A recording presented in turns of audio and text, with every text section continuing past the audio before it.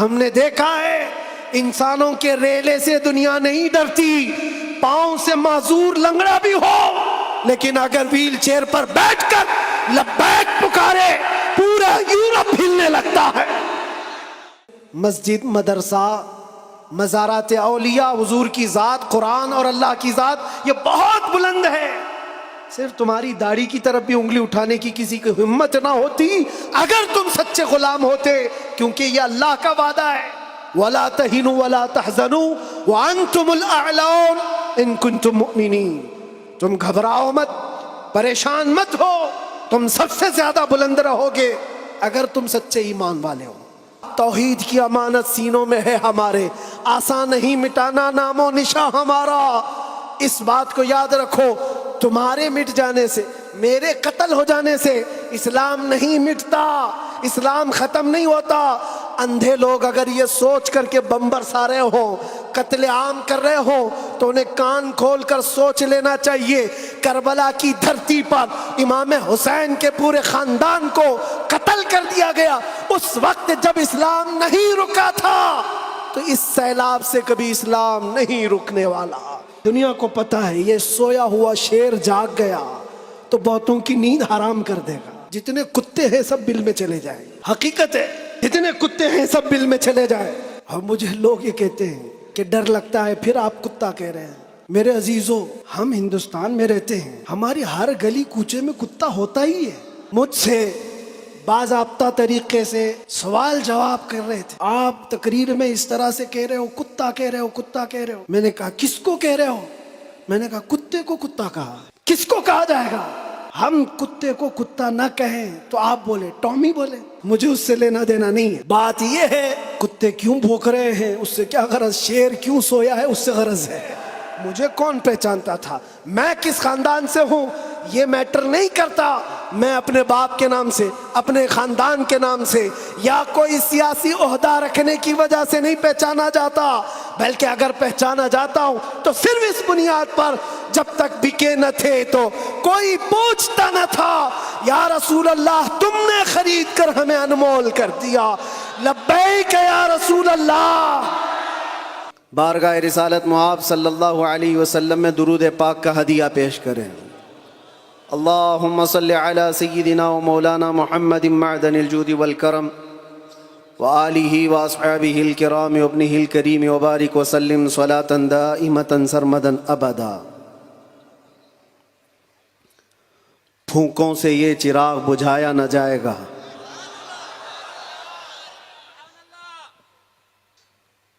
میرے عزیزو، یہاں سے ہم اپنی گفتگو کا آغاز کرتے ہیں۔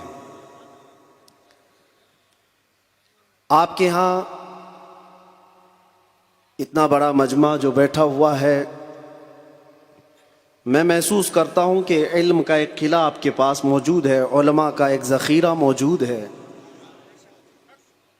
اور بہترین بولنے والے علماء ہیں۔ ناظم اجلاس مجھ سے پیشتر جس طرح سے انہوں نے مدرسے کا تعارف کرایا ہے، اللہ تعالیٰ اس مدرسے کو ہمیشہ شاد و آباد رکھے، مرکز اہل سنت و جماعت، مرکز عشق رسول بنائے۔ ہماری یہاں پر اتنے لمبے سفر کر کے آنے کی ضرورت نہیں ہوتی، اور میں یہ جانتا ہوں کہ لوگ سننا کم اور دیکھنا زیادہ چاہتے ہیں، اور اس کی وجہ بھی ہے کہ دنیا اپنے اپنے حساب کے مجرے کرنے والے سیلیبریٹیز کو دیکھتی ہے، تو یہ امت محمدیہ ہے، نبی کے قیدی کو دیکھنا چاہتی ہے۔ ظاہر سی بات ہے، جیل سے چھوٹنے کے بعد آدمی چہرہ چھپا کے گھومتا ہے، ہوتا ایسی ہی ہے، جیل کاٹ کے آیا ہے، سزا کاٹ کے آیا ہے، لوگ اس کو دیکھ کر کے تانے مار رہے ہوتے ہیں اور وہ منہ چھپا کر گھوم رہا ہوتا ہے، لیکن یہ قانون ہر جگہ فٹ نہیں ہوتا۔ وہ اور ہوتے ہیں جو چہرہ چھپا کے گھومتے ہیں، جو نبی کے نام پر جاتے ہیں وہ یہاں بھی چہرہ اٹھا کے جیتے ہیں، اور انشاءاللہ قیامت کے دن بھی چہرہ ان کا سرخرو رہے گا۔ اس لیے کہ اقبال نے بہت اچھی بات کہی، آبرو ما زنا میں مصطفیٰ است، ہم سب کی عزت و آبرو مصطفیٰ کے نام سے وابستہ ہے۔ اور اللہ کریم قرآن عظیم میں ارشاد فرماتا ہے وَلِلَّهِ الْعِزَّةُ وَلِرَسُولِهِ وَلِلْمُؤْمِنِينَ، عزت اللہ کی ہے، رسول کی ہے اور مومنین کے لیے ہے۔ ہم نے دیکھا ہے میرے عزیزو، جن لوگوں کو آج سیلیبریٹی کہا جاتا ہے یا پاورفل شخصیت کہا جاتا ہے، سیاست میں آنے کی وجہ سے یا پھر گلیمر کی دنیا میں آنے کی وجہ سے، ٹیلی ویژن کے اوپر آنے کی وجہ سے، ان کے حالات ایسے ہیں کہ جب تک جوانی ہے ان کی چاندنی ہے، اور جب تک ان کا شباب ہے وہ چمک رہے ہیں۔ جہاں چہرے پہ جھریاں پڑ گئی نیا ہیرو آ جائے گا، دنیا ایک نیا ہیرو اپنا ڈھونڈ لیتی ہے، اور یہ دنیاوی حسن و جمال پر اترانے والوں کی زیادہ لائف نہیں ہوتی، وہ برقرار نہیں رہ سکتے۔ نہ ہی سیاست کی کرسی پر بیٹھ کر کے اقتدار جمانے والے، ہم نے ان کو بھی دیکھا ہے، نئی پارٹی آئی اور بوڑھے کو سائیڈ میں لگا دیا گیا۔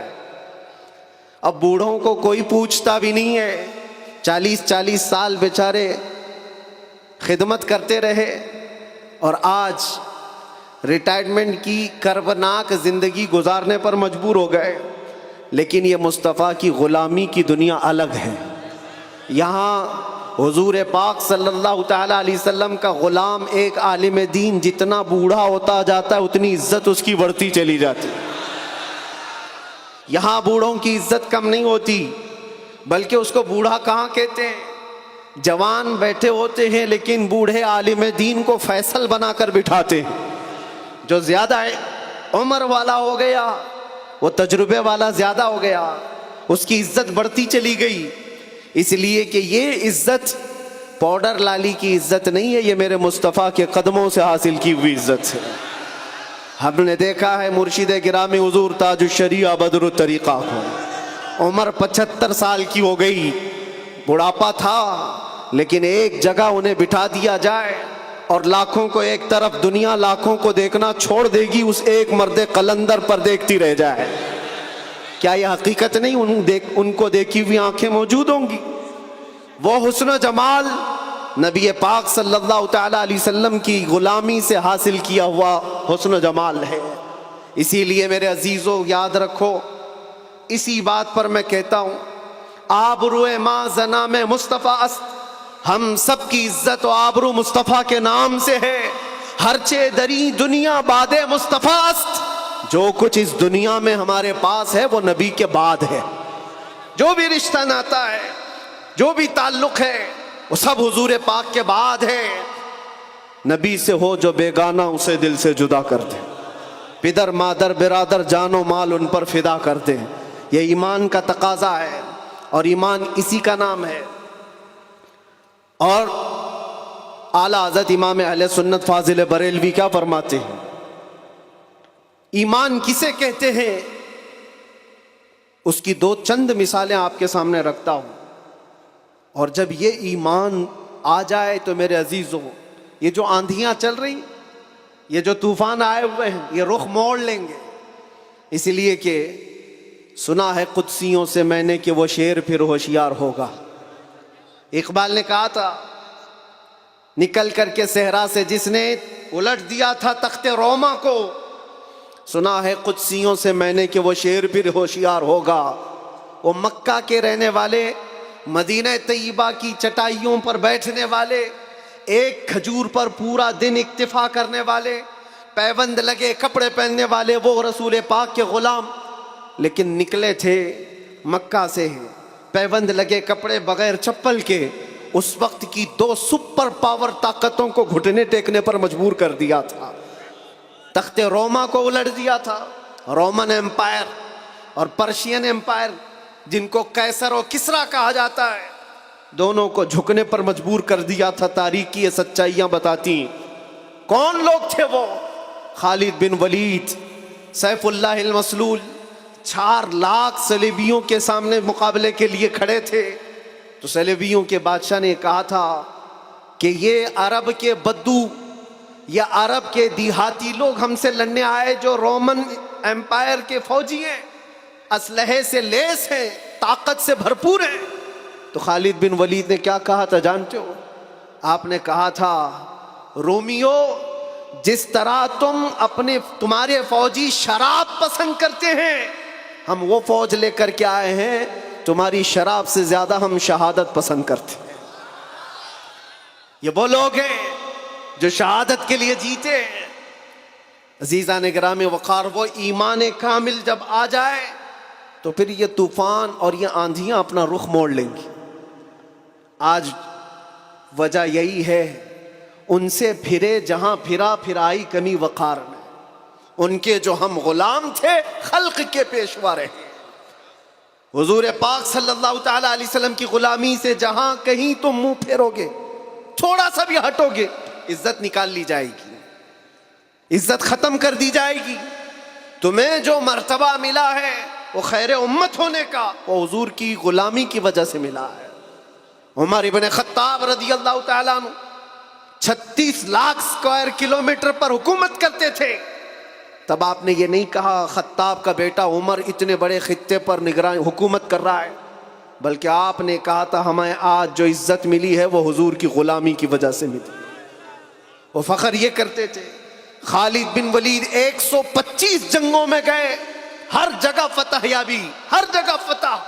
کبھی خالد بن ولید نے یہ نہیں کہا میرے بازوؤں میں وہ طاقت ہے کہ میں ہر پہلوان کو زیر کر دیتا ہوں، جس جنگ میں جاتا ہوں فتح کے جھنڈے گاڑ دیتا ہوں۔ نہیں، خالد بن ولید کا ایمان تو یہ تھا کہ ان کے سر پر ایک ٹوپی تھی جس میں حضور کے 3 موئے مبارکہ تھے۔ وہ فتح کا صحرا انہی موئے مبارک کو دیتے اور کہتے یہ نسبت میرے ساتھ ہے، اس لیے اللہ مجھے ہر جگہ فتح عطا کرتا ہے۔ انہیں جو عزتیں ملی تھی دنیا میں، جو اقتدار ملا تھا، وہ حضور کی غلامی کی بنیاد پر، اور آج ہمارے پاس جو عزت ہے وہ حضور کی غلامی کی وجہ سے۔ نبی پاک صلی اللہ تعالی علیہ وسلم کی بات کرتے رہو۔ ایک جملہ میں اکثر کہا کرتا ہوں، ان کی بات کرو ہر دل پہ راج کرو، ان کی بات کرو ہر دل پہ راج کرو۔ دیکھنا آپ جو اس مذہب میں اس طریقے پر جتنا بڑھتا جاتا ہے اللہ اس کی عزت میں اضافہ کرتا ہے۔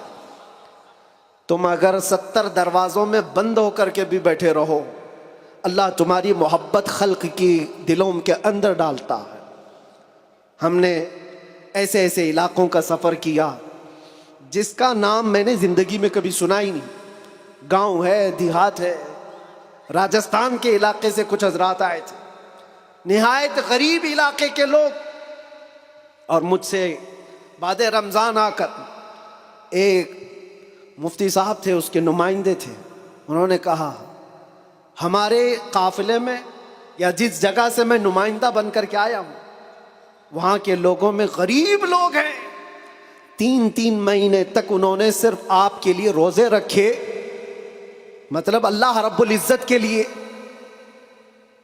کہ آپ جب اندر تھے ان روزوں کے ذریعے سے اللہ تبارک و تعالی رحم فرمائے۔ یہ باتیں میں نے ایک جگہ سے نہیں، دنیا کے کتنے خطوں سے سنا۔ ہر جگہ سے لوگ یہ جو دعاؤں کا سلسلہ رکھے ہوئے تھے، کس نے ان کو دعاؤں کے لیے آمادہ کیا تھا؟ کون ہے؟ یہ ساری خلقت مجھے پہچاننے والی کیسے بن گئی؟ ان کے دلوں کے اندر کون ڈالا کہ 8 مہینے دروازوں کے اندر ایسا بند تھا کہ میرے بچے مجھے نہیں دیکھ سکتے تھے، میرے بھائی بہن مجھے دیکھ نہیں سکتے، مجھے ملاقات کرنے کی بھی اجازت نہیں دی جاتی، جب اتنے دروازوں کے اندر بند رکھا گیا تھا جہاں چڑیا بھی نہ اڑے۔ لیکن میں نے یہ محسوس کیا لاکھوں دلوں میں اللہ رب العزت نے محبت ڈال رکھی تھی۔ اس کی وجہ یہ ہے، چوری کر کے گیا ہوتا، لوٹ مار کر کے گیا ہوتا تو لوگ یہی کہتے کہ کچرا تھا چلا گیا۔ حضور پاک کی بات کر کے جائے تو مرنے کے بعد بھی اللہ اس کو دلوں کے اندر زندہ رکھتا۔ یہ تو قید خانے کے اندر گیا جہاں سے آنے کی امید ہوتی ہے، قبر کے اندر بھی جائے تو اللہ تعالیٰ اس کا نام زندہ رکھتا ہے۔ اسی لیے میرے عزیزوں، ایک نقطے کو سمجھ جاؤ، حضور پاک صلی اللہ تعالی علیہ وسلم کی محبت اور ان کی غلامی یہ اصل ایمان ہے. اور یہ ایمان جس وقت آ جائے بڑے بڑے طوفانوں کا وہ مقابلہ کر سکتا ہے. آج پوری دنیا کے مشاہدے سے یہ پتہ چلتا ہے ہنگامے اتنے ہو چکے، اتنے خطرناک طریقے سے امت کو لرزا دیا گیا ہے، لیکن اس امت کا حال یہ ہے کہ یہ خواب گراں میں ہے، یہ ایک لمبی نیند میں ہے. ہمارے نوجوان، وہ بچے جن کو میں آج بھی نشے کے اڈوں پر دیکھتا ہوں تو دل روتا ہے. جیل کے قیدیوں میں اکثر وہ لوگ تھے جو نشہ کرتے تھے یا بیچتے تھے، پکڑے گئے اور اندر آئے. نام کتنے اچھے ہیں تمہارے اور کام کس طرح کے ہیں. کئی لوگوں نے توبہ کیا، لیکن وہ ایک جیل کی بات نہیں، یہاں تقریباً 10 جیلوں میں یہی حال ہے. اے نوجوانوں، یاد رکھو ایک بات، اگر حضور سے محبت کرتے ہو تو ہر جمعرات کو تمہارے اعمال فرشتے حضور کی بارگاہ میں لے جاتے ہیں. ہر جمعرات کو فرشتے تمہارے نام کے ساتھ حضور کی بارگاہ میں پیش کرتے ہیں، فلاں بن فلاں نے ہفتے بھر یہ کام کیے. حضور پاک صلی اللہ علیہ وسلم فرماتے ہیں میں اپنے ہر امتی کو اس کے باپ کے نام سے پہچانتا ہوں، ہر امتی کو پہچانتا ہوں. جب اس کے برے اعمال مجھ تک پہنچائے جاتے ہیں تو مجھے غم ہوتا ہے، میں استغفار کرتا ہوں اللہ کی بارگاہ میں. اور جب اچھے اعمال پیش کیے جاتے ہیں تو اللہ کی بارگاہ میں شکر بجا لاتا ہوں. تھوڑا اپنی زندگی کے اوپر نظر ڈال کر دیکھو، کتنے ہفتے ایسے گزر گئے ہوں گے کہ جب ہمارے برے اعمال حضور کی بارگاہ میں پیش کیے جا رہے ہو. کیا یہ اب بھی بدلنے کا وقت نہیں ہے نوجوانوں؟ دنیا یہ چاہتی ہے کہ تم نشے کے اڈوں میں کھوئے رہو. کچھ علاقوں میں ایسے بھی میں نے دیکھے ہیں جہاں بڑے بڑے لوگوں کا انہیں سپورٹ ہے کہ کرو تم نشہ، بیچو تم نشہ، تمہاری نسلیں برباد ہو جائیں، تمہارا علاقہ برباد ہو جائے. آج سے صرف 70 سال پہلے کی بات ہے، ہمارے اس ملک میں ایجوکیشن لیول اس وقت بھی مسلمانوں کا سب سے اوپر تھا. اور آج آپ بخوبی دیکھ سکتے ہیں کس طرح سے ہمیں پکارا جا رہا ہے، کیسے ہمیں تانے دے کے سارے ڈیبیٹ کیے جا رہے ہیں. کہاں کہاں تمہیں پنچر مین کہا جاتا ہے. کیوں؟ یہ وہ قوم ہے جو پوری دنیا کو علم سکھانے آئی ہے. خیر امت تم تھے، ان سے پھرے جہاں پھرا پھرائی کمی وقار. آپ کو ایک بات میں بتاؤں، یہ رونا کب تک روتے رہو گے؟ یہ ہماری جائیدادیں لوٹ رہے ہیں، یہ ہمارے وقف کی املاک کو ہڑپ کرنے جا رہے ہیں. دین پر، قرآن پر، اسلام پر، حضور کی ذات پر، ہر چیز پر نشانے اور ہر چیز پر انگلیاں اٹھائی جا رہی. تم کب تک احتجاج کرتے رہو گے؟ کب تک سڑکوں پر آؤ گے؟ کب تک اپنی آوازیں اٹھا کر کے پوچھتے رہو گے؟ کیا تمہارا کام صرف اتنا ہی رہ گیا؟ ایک بات یاد رکھو، جو ڈاکو ہوتا ہے اس کا کام ہی ہے لوٹنا. آج وہ کیا لوٹ رہے ہیں، کس پر ڈاکہ ڈال رہے ہیں، میں اس کی بات نہیں کرتا. مجھے رہزنوں سے غرض نہیں، تیری رہبری کا سوال ہے. تم امت مصطفیٰ ہو، تم کن کاموں میں مصروف ہو یہ دیکھنے کی بات ہے. مجال نہیں ہوتی میرے عزیزوں. مسجد، مدرسہ، مزارات اولیاء، حضور کی ذات، قرآن اور اللہ کی ذات یہ بہت بلند ہے. صرف تمہاری داڑھی کی طرف بھی انگلی اٹھانے کی کسی کی ہمت نہ ہوتی اگر تم سچے غلام ہوتے، کیونکہ یہ اللہ کا وعدہ ہے، وَلَا تَهِنُوا وَلَا تَحْزَنُوا وَأَنْتُمُ الْأَعْلَوْنَ إِن كُنتُم مُؤْمِنِينَ. تم گھبراؤ مت، پریشان مت ہو، تم سب سے زیادہ بلند رہو گے اگر تم سچے ایمان والے ہو. اور ایمان کسے کہتے؟ ایمان کسے کہتے؟ لا یؤمن احدکم حتی اکون احب الیہ من والدہ وولدہ والناس اجمعین. یہ میرے آقا صلی اللہ علیہ وسلم فرماتے ہیں تم میں سے اس وقت تک کوئی پورا مومن نہیں ہو سکتا جب تک کہ ساری دنیا تمہارے مال، اولاد، ماں باپ سب سے زیادہ مجھ سے محبت نہ کرے. اور ابھی میں سوال کرتا ہوں، سارے ہاتھ بھی اٹھا دیں گے، بہت سارے کھڑے بھی ہو جائیں گے، جوش میں بھی آ جائیں گے۔ صرف اگر میں اتنا پوچھوں، کیا آپ اپنے نبی پاک صلی اللہ علیہ وسلم سے اپنی جان سے زیادہ محبت کرتے ہیں؟ میں ہاتھ اٹھانے نہیں کہہ رہا ہوں، سب تو کہتے ہیں۔ یہ سوال ایسا ہے، حضرت ابوبکر شبلی کہتے اسی سوال سے میں ڈرتا ہوں ہمیشہ، کہ اگر کوئی پوچھ لے مجھ سے کیا تو حضور پاک صلی اللہ علیہ وسلم سے اپنی جان سے زیادہ محبت کرتا ہے، اس سوال سے تو میں ڈرتا ہوں۔ پوچھا گیا کیوں؟ کہا اس سوال کے جواب میں اگر نہ کہہ دیا تو ایمان ہی چلا گیا، وہ آدمی کا ایمان ہی ختم ہو گیا، اور اگر ہاں کہتا ہوں تو میرے اعمال مجھ کو کوستے ہیں۔ کہاں تو جان سے زیادہ محبت کی بات کر رہا ہے، اور کہاں تیرے عمل جس سے محبت کی جاتی ہے۔ تقاضا یہ ہے اپنا ہر عمل اپنے محبوب کے عمل کے مطابق ہونا چاہیے۔ اور حضور اکرم صلی اللہ علیہ وسلم نے یہ بھی فرمایا، لا یؤمن احدکم حتی یکون ہواہ تبعا لما جئت بہ، تم میں سے اس وقت تک کوئی مکمل مومن نہیں ہو سکتا جب تک وہ اپنی خواہشات کو میری مرضی کے مطابق نہ بنا دے۔ تمہاری اپنی خواہشات جو تم کہتے ہو نا، یہ ہماری لائف ہے، ہمیں انجوائے کرنے دو، ہماری لائف ہے، ہمیں جینے دو۔ کسی جوان کو پکڑ کر کے کہو مولانا صاحب ابھی تو ہماری 20-25 سال کی عمر ہے، جینے دو، عیش کرنے دو۔ اے نوجوان، تجھے پتہ ہی نہیں یہ تیری زندگی نہیں ہے، یہ تیری لائف نہیں ہے۔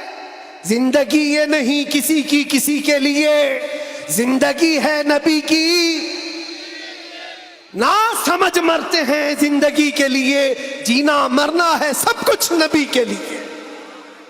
ہماری اپنی زندگی کا ہے، جو ملی ہے زندگی یہ حضور کے لیے ملی ہے، یہ امانت ہے۔ ابھی آپ نہیں سن رہے تھے امام اہل سنت فاضل بریلوی نے کیا فرمایا؟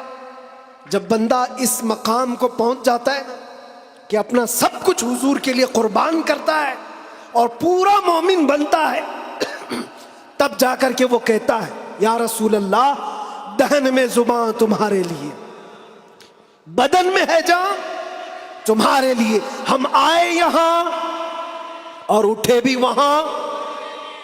یہ کب کہتا ہے بندہ؟ جب اس کا ایمان مکمل ہو جائے، میرا اپنا کچھ نہیں ہے، جو کچھ ہے وہ حضور کا ہے۔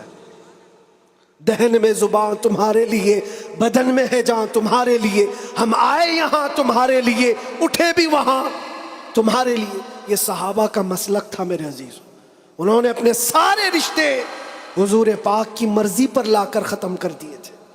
سارے رشتے اگر حضور سے جدا ہیں تو ان کا کوئی رشتہ نہیں تھا، کوئی رشتہ نہیں تھا۔ آج ہمیں اس ایمان کو زندہ کرنا ہے۔ یہ عہد کر کے جاؤ، بڑے بڑے نعرے لگا کر، بڑے بڑے جلسے کر کے، جلوس کر کے، یا سڑکوں پر آ کر کے اگر تم یہ سوچتے ہو شکتی پردرشن سے بہت کچھ ہو جائے گا، دنیا جھکتی نہیں ہے، انسانوں کے ریلے سے نہیں ڈرایا جا سکتا۔ ہم نے دیکھا ہے انسانوں کے ریلے سے دنیا نہیں ڈرتی، پاؤں سے معذور لنگڑا بھی ہو لیکن اگر ویل چیئر پر بیٹھ کر لبیک پکارے پورا یورپ ہلنے لگتا ہے۔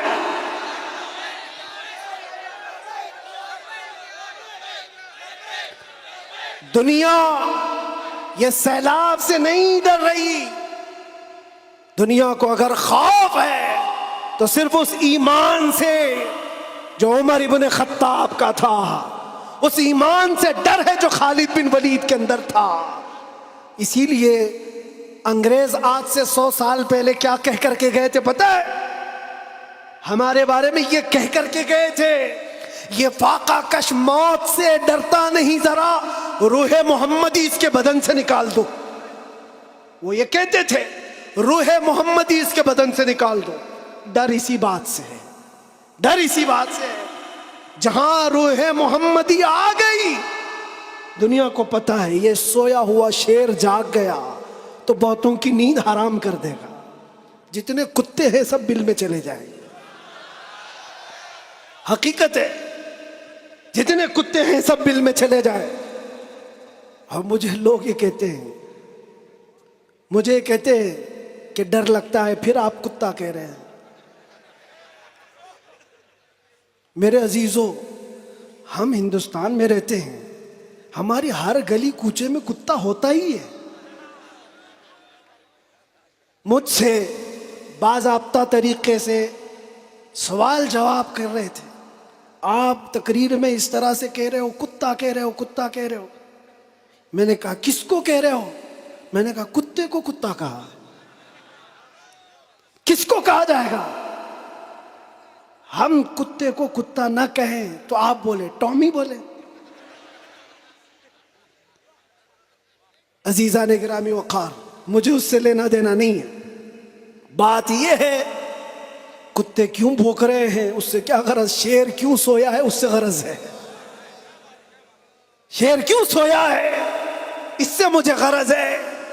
نبی پاک صلی اللہ تعالی علیہ وسلم کی امت بزدل تو نہیں ہو سکتی، بزدل نہیں ہو سکتی. ہم کفن بردوش ہیں. ہم دنیا میں آئے اللہ اکبر سن کر کے آئے، اور جائیں گے تو اللہ اکبر سن کر جائیں گے. ہے یا نہیں؟ پیدا ہوئے تھے تو کانوں میں کیا سن گے؟ کسی مولوی صاحب نے اذان دی تھی کہ نہیں دی تھی؟ اللہ اکبر کہا تھا کہ نہیں کہا تھا؟ ارے جس دن پیدا ہوئے تھے اسی دن کہا تھا. کیوں کہا تھا؟ یہ تجھے پتا چلے اللہ اکبر کا مطلب اللہ سب سے بڑا ہے، باقی کوئی بڑا نہیں ہے. دوسرے سے ڈرنے کی ضرورت نہیں، اللہ سب سے بڑا ہے. اور جب مرو گے تو امام صاحب جنازے پہ کھڑے ہو کر کے کیا کہیں گے؟ نماز کے لیے رکعت باندھیں گے کہ نہیں؟ اللہ اکبر. جاتے ہوئے بھی ہمارا یہ قانون ہے کہ وہ اللہ کو سب سے بڑا مان کر کے جا رہا ہے. تو پھر یہ بیچ کی زندگی میں ایرے غیرے نتھو کھیرے سے ڈر کیوں؟ زیادہ سے زیادہ یہاں یہ ہوگا جو ہمارے ساتھ ہوا ہے. میاں یہ تو چند دنوں کی بات تھی. صحابہ اکرام میں وہ لوگ ہیں جو 16 سال تک قید کی سزائیں کاٹے ہیں. حضور پاک صلی اللہ علیہ وسلم کے زمانے میں 16 سال تک قید رکھا گیا. وہ بھی آج مثالیں بہت ہیں، موجود ہیں. آزمائش کا دور، اگر اللہ نے ہماری زندگی میں یہ لکھا ہے تو وہ قبول کرو. اور یہاں آئے ہیں مرنے کے لیے، موت تو آنی ہے سب کی، لیکن ایک مومن موت سے ڈرتا نہیں. کیوں؟ موت اس کے لیے حادثہ ہے جس کا یہ سوچنا ہے کہ مرنے کے بعد جلنا ہے، مرنے کے بعد پھر پتہ نہیں کس شکل میں پیدا ہونا ہے. کتا پیدا ہونا ہے، بلی پیدا ہونا ہے، چوہا پیدا ہونا ہے، سانپ پیدا ہونا ہے. ڈر ہے. مومن موت سے ڈرتا نہیں، اس لیے کہ مومن کا یہ عقیدہ ادھر آنکھ بند ہوگی ادھر دیدار مصطفیٰ ہوگا. اور قبر میں بھی جائے تو کیا خوب کہا ہے ایک عاشق رسول نے، کیا خوب کہا ہے. جب منکر نکیر آ کر اسے اٹھائیں گے سوال جواب دینے کے لیے، تو عاشق مصطفیٰ جو قبر میں گیا وہ کیا کہتا ہے؟ اب تو پائے ناز سے اے فرشتوں کیوں اٹھوں، ارے مر کے پہنچا ہوں یہاں اس دل ربا کے واسطے. جس کے لیے مرا تھا وہ بھی تو وہاں ہوں گے. بس میرے عزیزو، گفتگو کو سمیٹتے ہوئے میں صرف اتنی بات کہوں گا، ان کے جو ہم غلام تھے، خلق کے پیشوا رہے، ان سے پھرے جہاں پھرائی کمی وقار میں. تمہیں اللہ قرآن میں فرماتا ہے تم باعزت رہو گے، بلند رہو گے، کامیاب رہو گے، شرط یہ ہے کہ ہمیشہ ایمان کے ساتھ رہو. ایمان کے ساتھ رہو. اور ایمان کون سا ہے؟ مسجد میں تم سچے ہو گئے، بازار میں جھوٹے ہو گئے، یہ ایمان کا تقاضا نہیں ہے. تم تجارت پر بیٹھے ہو، لوگوں کو دھوکہ دے رہے ہو یا پھر چیٹنگ کر رہے ہو، یہ ایمان کا تقاضا نہیں. ایک صحابی رسول ہیں حضرت نعمان، ایک ملک گئے، وہ بادشاہ عیسائی تھا. جب اسے خبر ملی کہ عرب کے محمد صلی اللہ علیہ وسلم کا ایک سفیر آیا ہوا ہے، ایمبیسیڈر آیا ہے، تو اس بادشاہ نے ریشم کا قالین بچھایا اور سونے کی کلائی کی ہوئی کرسی رکھا ان کے استقبال کے لیے. لیکن جب وہ آئے صحابی رسول حضرت نعمان اپنی تلوار سے انہوں نے وہ قالین کو ہٹا دی. جو ریشم کا قالین بچھا ہوا تھا ہٹا دیا. کہا میں زمین پر چل کر جاؤں گا. پھر جب کرسی دیکھی سونے کی ہے ہٹا دیا. کہا میں عام کرسی پر بیٹھوں گا. بادشاہ نے کہا اتنا ایٹیٹیوڈ ہے, ہم نے آپ کے عزت کے لیے سب کیا تھا, ہم بہت عزت کرتے ہیں آپ کی, محمد صلی اللہ علیہ وسلم کے آپ سفیر بن کر کے آئے. اس صحابی نے کیا جواب دیا؟ کہا میں جس نبی کا ماننے والا ہوں اس نبی نے فرمایا مرد کے لیے ریشم کا استعمال حرام ہے, مرد کے لیے سونے کا استعمال حرام ہے, میں حرام چیز کا استعمال نہیں کر سکتا. وہ کہاں تھے؟ دوسرے ملک میں تھے. حضور کہاں ہیں؟ مدینے میں. بادشاہ نے کہا آپ تو بہت دور ہیں, وہ نبی کے ملک سے کافی دور ہیں, یہاں اگر آپ استعمال کر بھی لیں تو کیا خبر. اس صحابی نے جلال میں کہا میرا ایمان یہ ہے میں جس خطے میں بھی رہوں گا میرے نبی کا غلام بن کر رہوں گا. دھوکہ نہیں دے سکتا اپنے نبی کو کہ یہاں پر حضور کا غلام ہوں اور کسی جگہ غلام نہیں ہے. آپ سب کی بھی زندگی ایسی ہو کہ دنیا تمہیں کسی بھی جگہ دیکھے تو پہچان لے کہ حضور کا غلام ہے, سچ بولتا ہے, دھوکہ نہیں دیتا, جھوٹ نہیں بولتا. یہ تمہاری خصلتیں ہونی چاہیے, تمہاری عادتیں ہونی چاہیے. آج اگر کوئی یہ پوچھے نشہ کہاں ملتا ہے تو تمہارے محلے کی طرف کوئی اشارہ نہ کرے, کوئی تمہارے محلے کی طرف نہ آئے. سب کی یہ ذمہ داری ہے ہر نوجوان کی کہ جانتے ہو حضور فرماتے ہیں تمہارے تلوے میں کانٹا بھی چبھے تو اس کے درد کا مجھے احساس ہوتا ہے. وہ نبی, اور تم اگر نشہ کر کر کے اپنے آپ کو تباہ کر لو گے, اپنے آپ کو برباد کر لو گے تو اس رسول کو بھی آپ ٹھیس پہنچا رہے ہو, حضور پاک صلی اللہ تعالی علیہ وسلم کو تکلیف پہنچا رہے ہو. بدلو اپنی اس زندگی کو. اور میرا میسج یہی ہے اٹھو وہ گھر نہ حشر نہ ہوگا پھر کبھی, دوڑو کے زمانہ چھال اپنی چل گیا. قوت عشق سے ہر پست کو بالا کر دو, دہر میں نام محمد سے اجالا کر دو, دہر میں نام محمد سے اجالا کر دو. اور یہ جو رونا ہے ہمارا, یہ سارے مسئلوں کا حل کیا ہوگا, ہمارا فیوچر کیا ہوگا, ہمارا مستقبل کیا ہوگا. ارے اللہ کریم قرآن میں فرمایا ہے جس سے میں اپنی گفتگو کا آغاز کیا تھا, پھونکوں سے یہ چراغ بجھایا نہ جائے گا. یہ دین اسلام تمہارے اور ہمارے باپ سے چلایا نہیں جائے گا, یہ اللہ کریم کا نظام ہے. چنگیز بھی آئے, ہلاکو بھی آئے, بڑے بڑے آئے, سڑے سڑے آئے, اس درخت کو ہلانے کی کوشش کرتے رہے اور نام و نمود بھی ختم, نام و نمائش بھی ختم, سب چلے گئے. باقی مگر اب تک نام و نشاں ہمارا, یونان و مصر و روما سب مٹ گئے جہاں سے, باقی مگر ہے اب تک نام و نشاں ہمارا. اقبال نے یہ سچ کہا تھا توحید کی امانت سینوں میں ہے ہمارے, آسان نہیں مٹانا نام و نشاں ہمارا. اس بات کو یاد رکھو, تمہارے مٹ جانے سے, میرے قتل ہو جانے سے اسلام نہیں مٹتا, اسلام ختم نہیں ہوتا. اندھے لوگ اگر یہ سوچ کر کے بم برسا رہے ہوں, قتل عام کر رہے ہوں تو انہیں کان کھول کر سوچ لینا چاہیے. کربلا کی دھرتی پر امام حسین کے پورے خاندان کو قتل کر دیا گیا, اس وقت جب اسلام نہیں رکا تھا تو اس سیلاب سے کبھی اسلام نہیں رکنے والا. یہ صبح قیامت تک چمکتا دمکتا رہے گا. اللہ فرماتا ہے ولو کری ہل کافرون, اگرچہ کافروں کو اچھا نہ لگے, اللہ تعالیٰ اس دین کو غالب رکھے گا.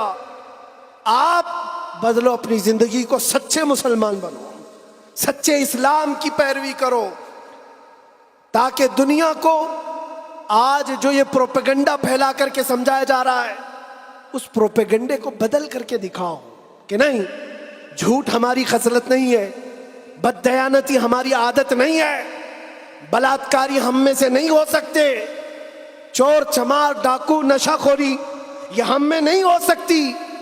یہ ساری خصلتوں کو اپنے معاشرے سے دور کر کے پھر ثابت کر کے بتاؤ کہ حضور پاک کا غلام جدھر سے گزرتا ہے خوشبوئیں پھیلا کر جاتا ہے. اور عزت پھر تم دیکھو گے میرے عزیزو، عزت فوج جمع کرنے کا نام طاقت نہیں ہے، ایمان کی قوت بڑھانے کا نام اصل طاقت ہے. یہ طاقت واپس آ جائے انشاءاللہ العزیز. ایک جملہ کہتا ہوں، سنو، کان کھول کر سنو، بہت اچھی بات ہے. یہ میری پوری تقریر کا خلاصہ، لب لباب، حاصل کلام. کیا کیا چیزیں تمہیں چاہیے؟ کیا کیا چیزیں چاہیے؟ تخت چاہیے، سیاست چاہیے، قیادت چاہیے، حکومت چاہیے، ایجوکیشن میں مہارت چاہیے، بڑی کامیابی چاہیے. کیا کیا چاہیے؟ زمین چاہیے، جائیداد چاہیے، اوپر تک اڑنا آنا چاہیے. کیا کیا چاہیے؟ سب جمع کر لو. ایک ہی چیز ہے، ایک ہی چیز ہے کہ محمد سے وفا تو نے تو ہم تیرے ہیں. یہ جہاں چیز ہے کیا؟ لوح و قلم تیرے ہیں، لوح و قلم تیرے ہیں. اور آج ہم نے محسوس کیا ہے، مجھے کون پہچانتا تھا، میں کس خاندان سے ہوں، یہ میٹر نہیں کرتا. میں اپنے باپ کے نام سے، اپنے خاندان کے نام سے یا کوئی سیاسی عہدہ رکھنے کی وجہ سے نہیں پہچانا جاتا، بلکہ اگر پہچانا جاتا ہوں تو صرف اس بنیاد پر جب تک بکے نہ تھے تو کوئی پوچھتا نہ تھا، یا رسول اللہ تم نے خرید کر ہمیں انمول کر دیا. لبیک یا رسول اللہ.